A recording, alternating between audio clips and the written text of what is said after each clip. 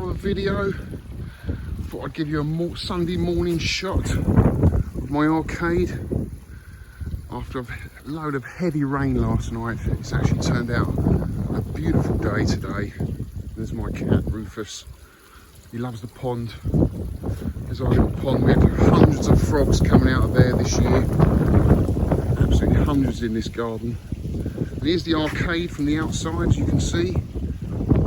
It's got two windows, which I'm probably going to block up because we don't want light, do we, guys, on our on our machines, because it just fades them away. So these windows are going to get blocked up at some point, and that door as well. And just have the entrance from the front of the barn. But guys, this video I'm doing today, I'm so hungover, it's unbelievable. I was up last night watching the Mandalorian to the early hours of the morning and had a few rum and cokes, but I'm desperate to do this video because this is a game I never thought I'd acquire in my wildest dreams. It's here, it's arrived all the way from America, and we're going to do an unboxing in this video, guys. This is a game that I only knew about fairly recently in the last few years. Used to do a podcast with Victor Marland called the 10 Pence Arcade Podcast, and we covered this game on the podcast, and I absolutely fell in love with it. And I thought if the arcade machine ever comes up, I would love to own it because it's got some fantastic artwork. But you know, since being in the hobby, I've learned that it's quite a rare game. It's a really hard game to find. So I wasn't really looking for it, to be honest with you. It's not like a grail game or anything. It's just a really cool, fun game. And so it just happens to be a beautiful looking cabinet. So this game turned up. My good friend Paul, aka Buller, as he's known on the forum, spotted this in America with a collector called Ryan. And he was thinking of buying it. But he also had a Robotron for sale as well, which is the game that Paul really wanted. So I sold my Millipede, as you remember, I had a Millipede in here, and the money from that cab went towards this, which is a game I much prefer, to be honest with you. And it's a game not many people know about. So before I go any further, I'm going to set the camera up on the tripod and tell you a little bit more about the game, and then we're going to unwrap it, and then we're going to do a gameplay of this very unusual game. We've got butterflies in. They seem to be everywhere coming in. I think it's probably winter time now. They're all coming in here. But anyway, yeah, set the tripod up and we're doing unboxing. Right then, guys, let's see if you can guess what game this is before I unwrap it. Okay, I'll give you a few clues. Right, so it's a Taito game, as you can tell by the profile. Okay, now Taito made many games in this sort of generic cabinet, and they all had that kind of stenciled side art with Taito written down the side. But this one has got its own artwork. It's got its own side art, and it's a fabulous looking cabinet. It was released in 1983, although it does say 1982 in there. It was released in 1983, and it was the only game, I believe, Taito made or developed in America. Most of Taito games were developed in Japan, but this game was developed in America, and it's got a very sort of a European feel about it. A lot of Taito games are a little bit kind of odd, but we love the oddness of a lot of Japanese games, don't we? But this has definitely got a different feel about it than many other games, and it does feel a little bit like Nintendo's Donkey Kong. You've got characters in it like Zeke, and you've got a lady in distress, Zelda, to rescue. You must have guessed it by now. You've got to guess it by now. This cabinet came as this game came as a conversion kit for kicks, so you could convert your kicks to this game.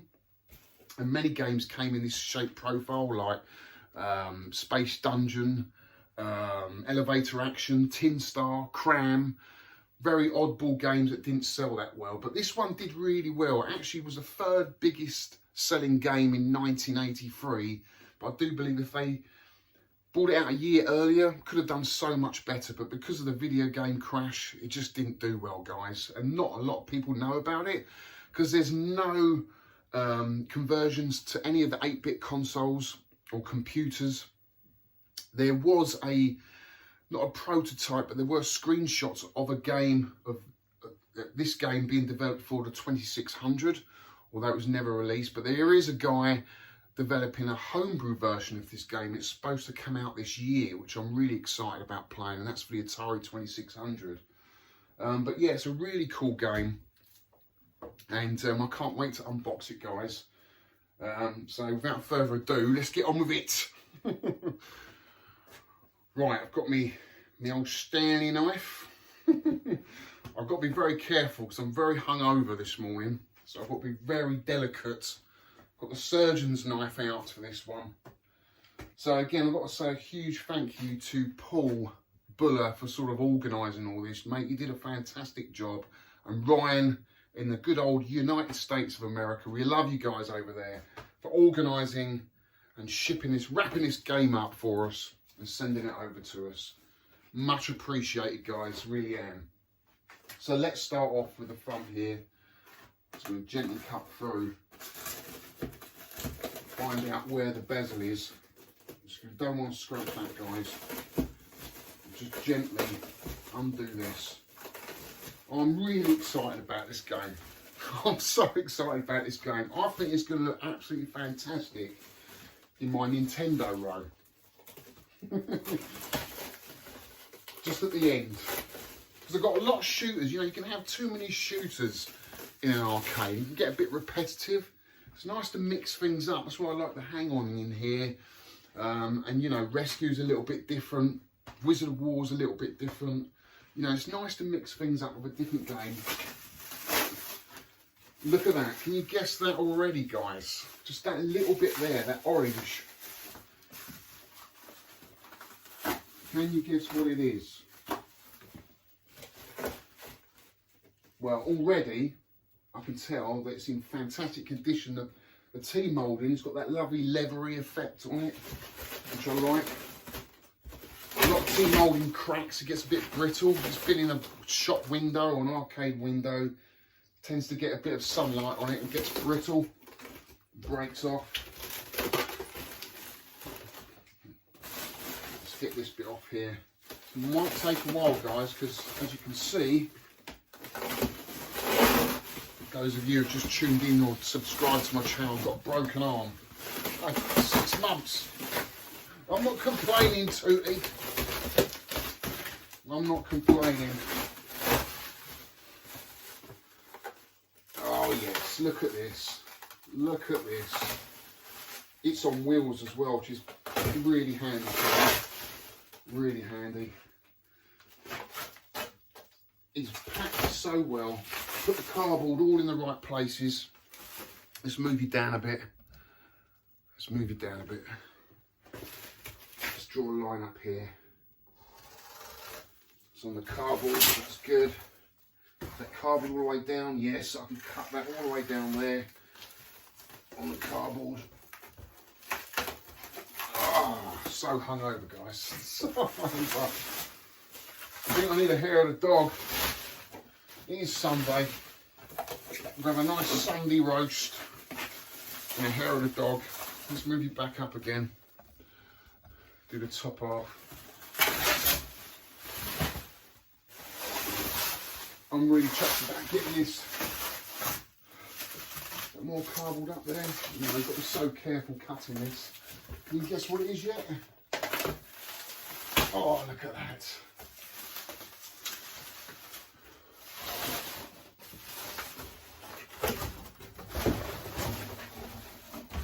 Oh, sorry, just jogged the camera there.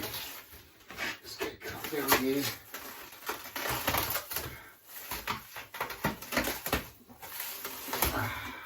Yes. Look at that. Look at that, guys.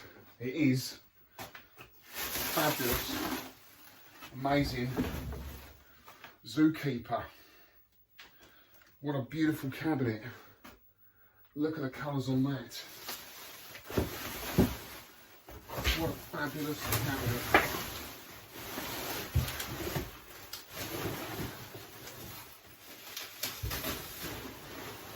Get all that out of the way.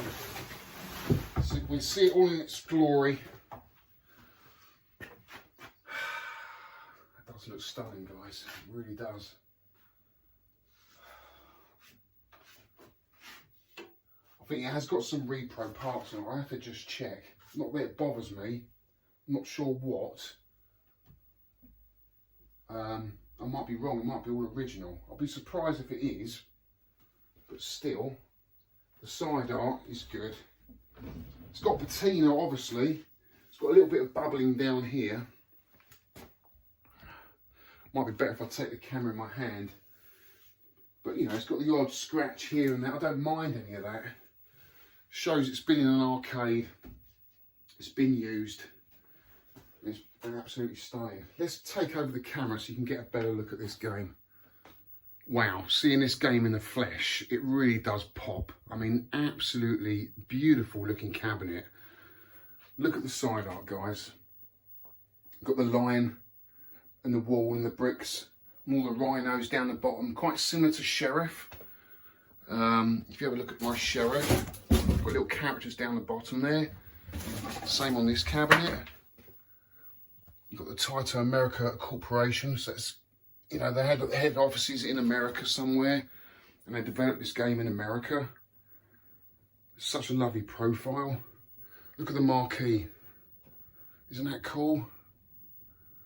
Got Zeke there with his net, chasing a snake and a lion.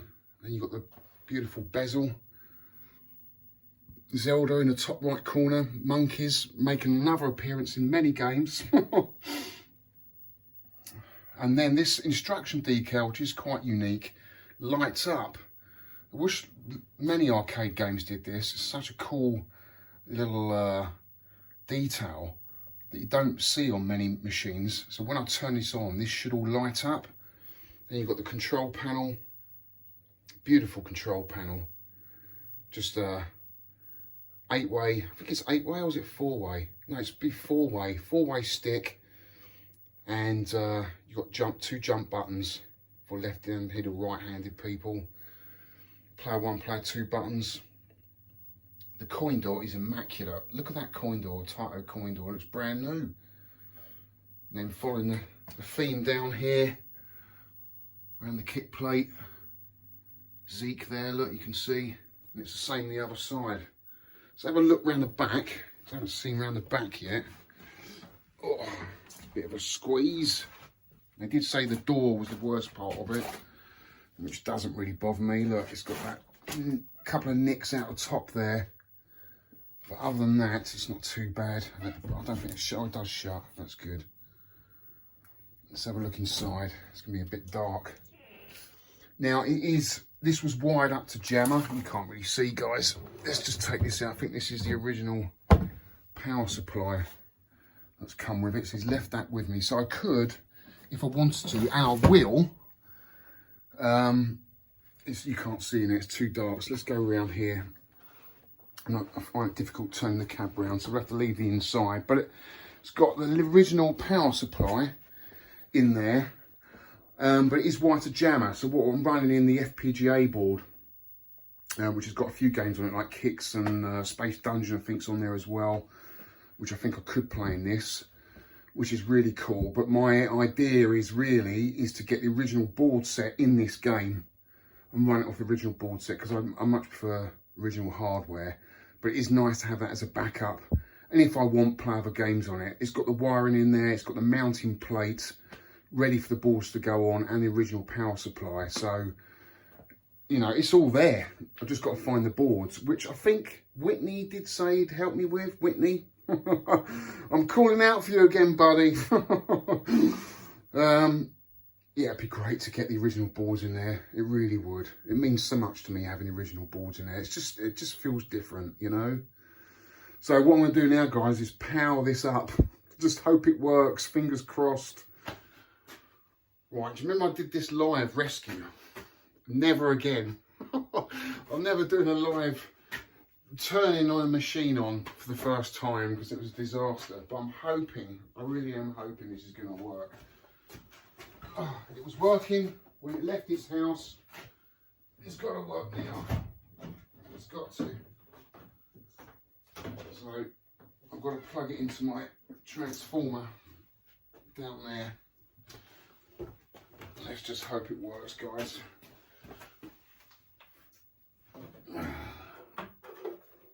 Take the Sky Skipper out, plug in the Zookeeper, and she's on. She's on. Yes! Please light up, please light up.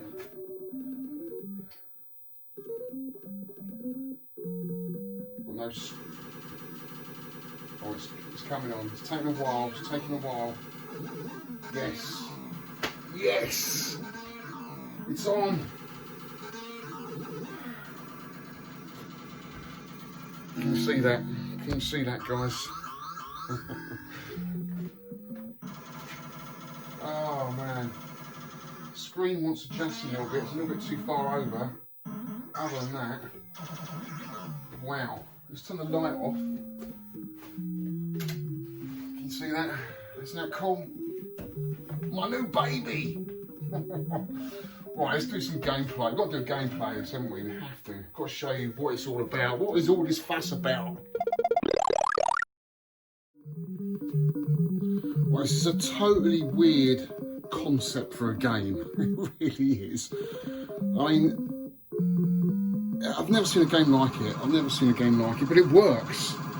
Basically, your Zeke guy here is running around this square here, this blocks, and basically you've got to try and keep these animals in, and you've got a timer at the top here.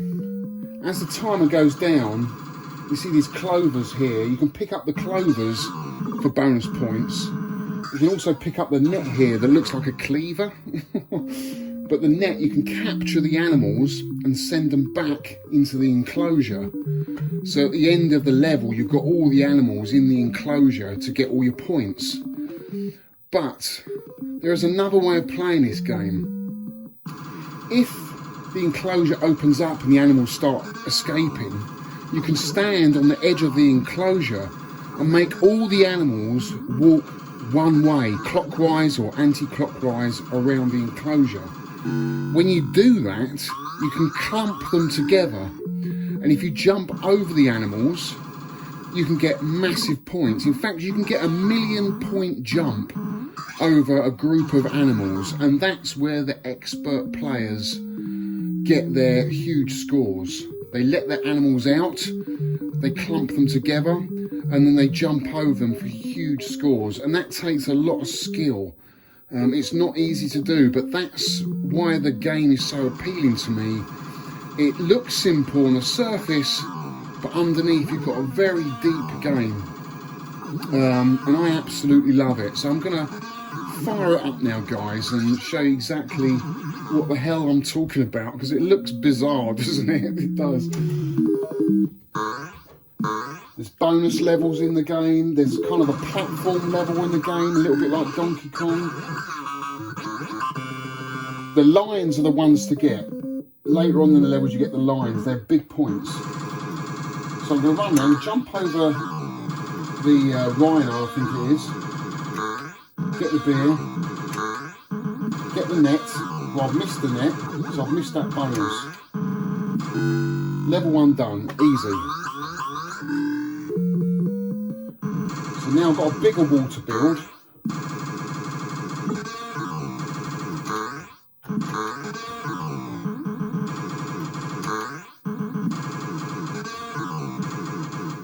So the easy levels, there's not a lot you can do really on the easy levels, except just get them inside.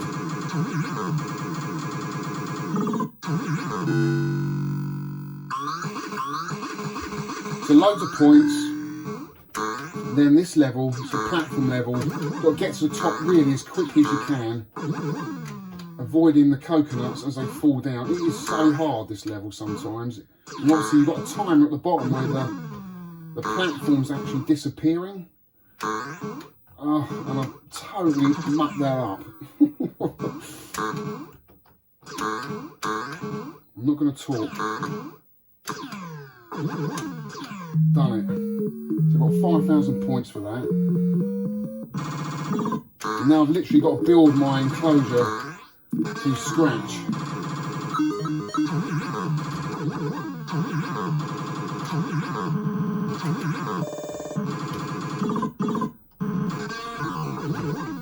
jump here over 3 animals, so you've got 2,000 points. But obviously you can't land on the animals. If you land on the animals, that's it. Start off with 3 lives, and it gets faster. More animals appear. Animals with bigger points.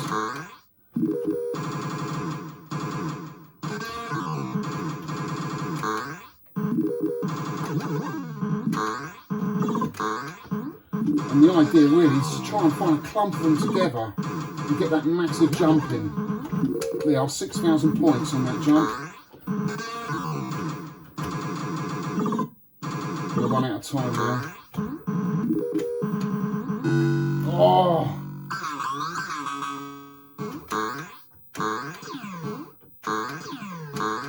There was a gold cup there, that's worth 10,000 points. And I've done it. 80,000 points.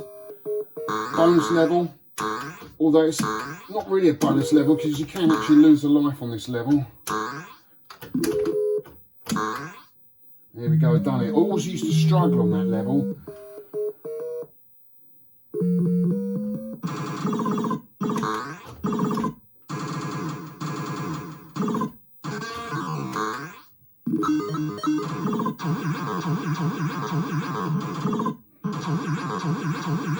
Right, I'm going to try and stand here and get them all to come out one way.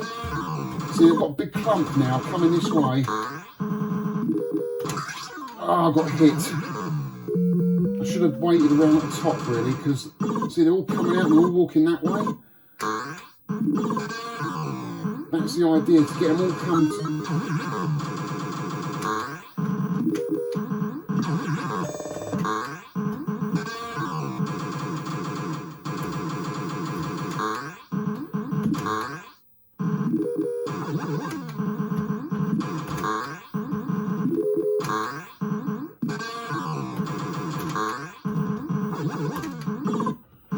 Oh, should have waited around 104,000 last life.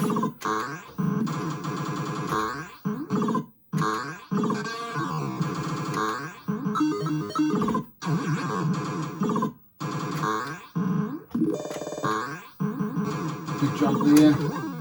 Oh, I landed on him. Well, there you go. It's totally bizarre. It's a totally bizarre game. But I absolutely love it. I really do. There we go, guys. Zookeeper. Well, that's it, guys. I've got to say, it looks absolutely fantastic in my arcade. Because my arcade is quite, well, I'd say it's from the golden era, so late 70s, early 80s, when you had all the dedicated arcade games being released. Anything past sort of 85, 6, then you're sort of getting into Jammer and stuff like that, which I love. I love all the games, but for me, the arcade machines that came out in the golden era, late 70s, early 80s, the ones that I like owning. And this game is a really special game that's really hard to find on any computers, home consoles. And it's a beautiful cabinet. And I'm absolutely chuffed to have this in the collection. Blown away, actually. It hasn't actually quite synced in yet. How lucky I am to have this. I know I've got some rare games in here. I don't have like a huge collection like some collectors, but I've got some rare games, unusual games. But you know, some of them are not always great to play, are they?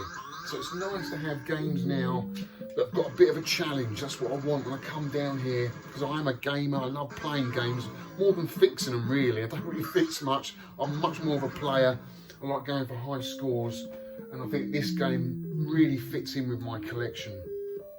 Now, I didn't really do it justice in this video, so I will be uploading another video on Zookeeper, and hopefully I'll be getting some better scores. So give me a week or two and we'll do a proper video on this and show you exactly what the game's all about, because there's a lot more to it really than I explained in this video.